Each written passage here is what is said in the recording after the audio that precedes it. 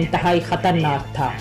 جیسے جیسے اندھیرا ہو رہا تھا میرے واپس اترنے کا سفر سست ہوتا گیا اور میں بہت تھک چکا تھا، لہٰذا میں نے صبح ہونے کا انتظار کیا۔ اس رات قدرت مجھ پر بہت مہربان تھی جس نے مجھے صبح تک زندہ رکھا، اور یوں میں نانگا پربت کو سر کرنے کے 40 گھنٹے بعد اپنے کیمپ پہنچنے میں کامیاب ہو گیا۔ ہرمن بوہل کی اس تاریخی مہم جوئی پر بعد میں ہنس ارتی نامی ڈائریکٹر نے ایک ڈاکیومنٹری بھی فلمائی جس کا ٹائٹل نانگا پربت 1953 ہے۔ تو یوں کوہ پیماؤں کے لیے نانگا پربت پر مہم جوئی کرنے کا ایک نیا سلسلہ شروع ہوا۔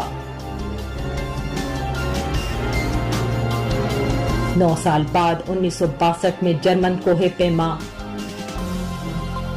ٹونی کنشوفر نے اپنی ٹیم کے ہمراہ اسے دوسری دفعہ کامیابی کے ساتھ سر کیا اور اس